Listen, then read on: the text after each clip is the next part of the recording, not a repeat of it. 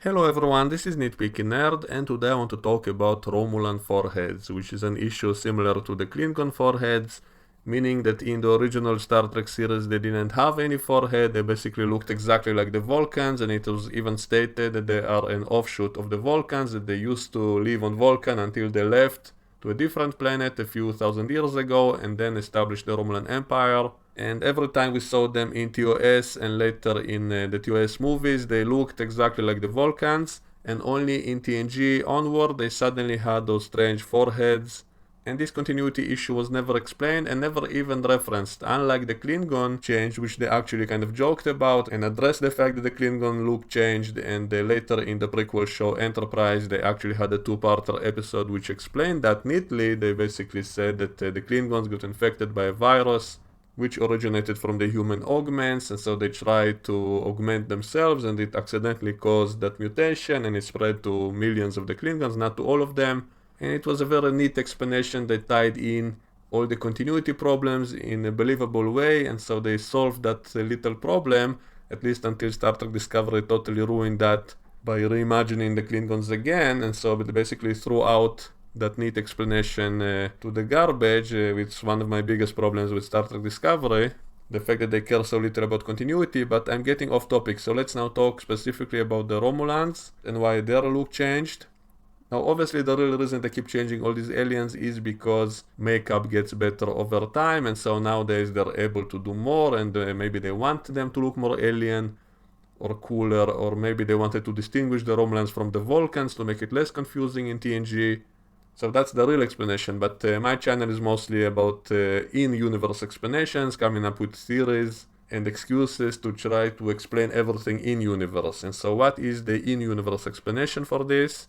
I think there are several possibilities. It might have been kind of a natural mutation or adaptation to the new planet. We know that the Vulcans were probably seeded on Vulcan, meaning their origins might have been from some other distant planet, and yet they developed an inner eyelid in adaptation to the planet Vulcan, so it's possible that their biology is able to adapt to new planets and new environments much more quickly than how evolution works on Earth. And so we know about the inner eyelid on Vulcan is a natural adaptation, so it's possible when some of the Vulcans immigrated to a different planet, the planet Romulus, they began to adapt to that specific planet, and it's been established in dialogue mostly in TNG that Romulans and Vulcans are physically very different. Dr. Crusher couldn't even use Vulcan donors to help save a Romulan, and ironically it was Worf was the only viable donor and not the Vulcan crew members, and so that implies that the Romulan physiology is currently much more different from the Vulcan one. So it could have been simply a natural adaptation to a different environment, a different planet.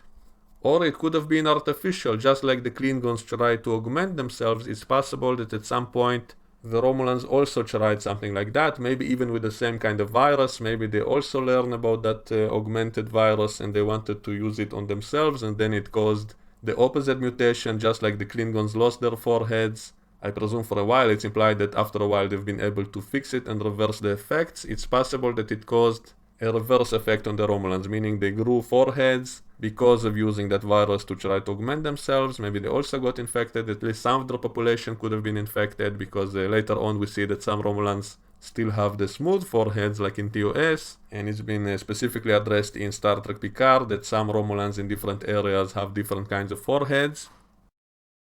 The biggest problem with this theory is that we saw the Romulans in the prequel Enterprise and they already had those foreheads, so it could not have been the same virus that infected the Klingons unless the Romulans did something similar and it had the exact opposite result. And also the fact that during TNG and Deep Space Nine and Voyager we only saw those types of Romulans with that specific forehead, and only later in the JJ movie and in Star Trek Picard we started seeing different kinds of Romulans. Some of them looked like the old Romulans, like the Vulcans, with the human looking forehead, and some were in the middle, they had like smaller foreheads. And it was specifically stated in dialogue in Star Trek Picard that the Romulans who do have the forehead come from the north of Romulus, and that means it was regional, it was based on where the Romulans are from their planet.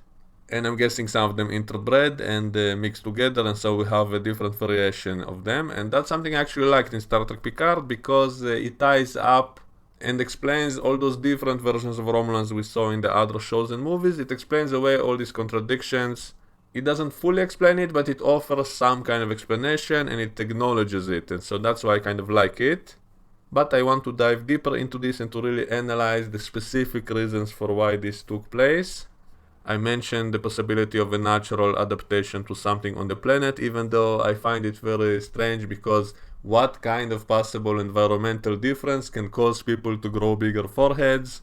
It doesn't seem to be very likely, unless it's some kind of random mutation that spread somehow. And another theory, which may be the most logical, is that maybe the Romulans simply interbred with other humanoid aliens, and that gave some of them those new traits. We know in the Star Trek universe, most humanoid species can actually breed with each other and to have children, which technically makes all of them the same species, because that's actually the definition of a species in biology. If members of the same species can breed with each other and create offspring, that means they do belong to the same species. Once they can no longer breed with each other, that means they are different species. Now in Star Trek, most humanoid species apparently can breed with each other, and we can explain that in the context of the Star Trek history, in which it was confirmed that all humanoids were seeded by an ancient humanoid race, and therefore they all evolved into the same form, and so it makes all of them related, and so technically they are all different races and not different species, and they can breed with each other, at least some of them. We even saw Klingons and Romulans being able to breed. We saw Klingons and humans, Romulans and humans, Betazoids and humans. We have multiple examples of that. So we can explain the fact that Romulans look different from Vulcans by simply saying that they bred with some different alien race, and maybe that race is also part of the Romulan Empire. We have several such races. We know of the Remans, who are on the closest planet to Romulans. However, I doubt any Romulan bred with them, because there seems to be very strong racism by the Romulans toward the Remans. They consider them a lower caste. There is a full separation, and it's highly doubtful they would breed with them. But if we take a look at the expanded universe of Star Trek, particularly in the TNG game Final Unity, there was a race of people called Ger Indians who seemed to be members of the Romulan Empire, and they were even using the same style of ships, and they had very similar foreheads to the ones of the Romulans in TNG and onward, and we didn't see any look of their ears, and so it's possible they do not have the pointy ears of the Romulans and they only have those foreheads. And so if that is the case, it basically confirms that this is the species that probably bred with the Romulans of the TOS era to create the Romulans we see in the TNG era, and maybe this combination of both of these species was referred to as the Romulans, but maybe they were a higher caste of Romulans. Maybe they were considered to be the most superior Romulans and the rulers of the Romulan Empire, and that's why we only saw that specific type of Romulans in TNG, Deep Space Nine, and Voyager. Those are the Romulans we always saw in the military and in the Senate. It's possible the rest of the population was simply not in any command positions and not in the military, and that's why we never saw them. Now, biologically speaking, this is probably the best explanation that makes the most sense. However, to accept this, we will have to accept that the Romulans were not racist, that they were willing to interbreed with other aliens, and even put those half Romulans as the leaders of the Empire.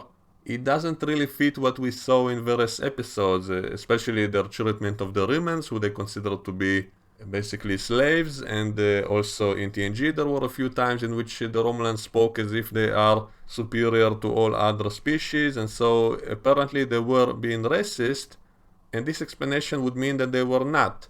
Now we can explain this away by saying that all those statements, all those times in which someone said that the Romulans see themselves as superior to others, maybe it wasn't about their biological race at all. Maybe it was purely about their culture. Maybe they thought their culture was the best one, their empire was the best one, and not specifically their biological race. And we actually have some indications in TNG to the fact that the Romulans were not actually racist and not really against interbreeding with others. And the best example is Sub-Commander Scylla, who was a half-human. She's the daughter of Tasha Yar and a Romulan general. So she's half-human, and apparently she doesn't have the forehead. She does have the ears, but not the forehead. And she has a different colored hair. And this fact that she's so obviously not a full Romulan didn't prevent her from rising through the ranks and becoming a commander in the Romulan fleet. And so that seems to indicate that the Romulans were not racist. Otherwise they would never allow such a person who is half human to get so far up the ranks. Now, we can explain that away with nepotism because her father was a general. Maybe that's why she was kind of a special case, but we actually have more examples from TNG. For example, in season 7, we see a human defector from the Romulans who came back to Starfleet, who was said to be an ensign in Starfleet when he defected to the Romulans, and he's wearing the Romulan military uniform. And he even explained why he liked the Romulans so much, that he says the Romulans are moral, the Romulans are not evil, that he found many things appealing about the Romulans and their culture. And the fact that he's wearing a uniform, that seems to indicate that he did not suffer any racism by the other Romulans, that they allowed him to join their military after he proved his loyalty. And he lived with them apparently for decades without problem, and only recently, in recent years, he says things started to change for the worse, and that's why he defected back. So maybe the Romulans were becoming racist toward humans only recently, and that's why he defected back. It was never fully explained, but at least it indicates that for many decades the Romulans were not racist toward humans. We also had an episode about that planet in which Romulans and Klingons live together, and at least one of the Romulans bred with a Klingon and produced a half Romulan, half Klingon child. And that again seems to indicate that Romulans are not really racist. They have no problem with interbreeding with other species, and they consider it acceptable and not something shameful. Ironically, it was only Worf in that episode who was shocked by that and disgusted by that, but all the Romulans in that colony seemed to be totally fine with that, and they didn't find it despicable in any way. That person, that half Klingon Romulan woman, felt totally fine there. She was never discriminated against by anyone. So that seems to indicate there was no racism, at least by many of the Romulans, toward other aliens, and that their hostility toward other species must have been because of other reasons, not because of their own racism, but maybe cultural differences, way of life, their own kind of government that they wanted to protect and all of that. And as I said, there are some contradictions because we do know of at least one slave species they have, which is the Remans. But even there we see that, in Nemesis, we see that Shinzon, who is a fully human, but he's the ruler of the Remans, and some Romulans even collaborate with him and the Remans to take over the Empire. So that again seems to indicate that at least some of the Romulans are not racist even toward the Remans, that they were willing to cooperate with them and to put them in charge of the Empire, simply if they agreed with their goals. They wanted to conquer the Federation. They did not agree with the peace-loving rulers of the Empire at that time, and so they wanted to overthrow the Senate and the ruler, and to put Shinzon in charge, who is a human. And so that seems to indicate they had no problems with the Remans and no problem with Shinzon, who is a human, and so they had no problem with the Remans or even a human being in command of them if they simply followed the same way of life that they wanted to lead. And also it was implied that they never wanted to destroy Earth and humanity, they only wanted to conquer them. Because once they find out that Shinzon is actually planning to destroy all of humanity, some of them start to oppose that. They see that as a sin, so that indicates they never wanted to commit genocide against the humans. They simply wanted to defeat the Federation and to conquer them, but not to destroy them. And once they heard of that plan, they were horrified. At least some of them were horrified and switched sides again to help save Earth. And so based on all of this information, we can conclude that at least a large part of Romulans were not racist toward other humanoid aliens at all.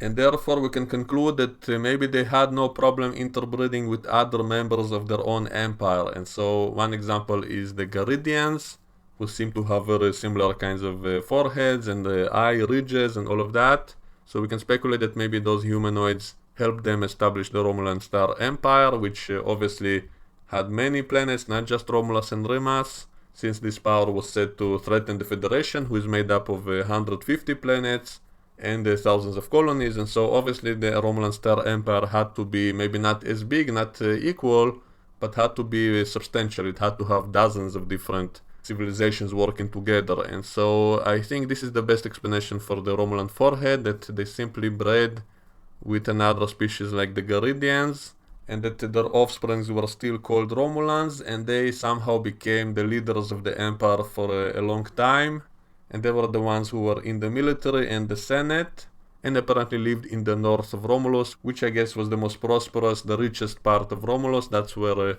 the elite lived in, the rich.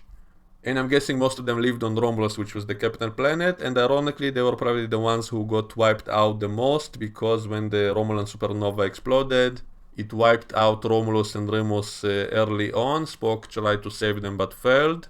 And the other poorer Romulans probably lived mostly on other planets, on their colonies, on surrounding planets, which might have been a few months or years away from the supernova. And so the shockwave of the supernova, even though Spock stopped the supernova, but the initial shockwave probably couldn't be stopped. It couldn't get pulled back after it already expanded to destroy planets of that solar system.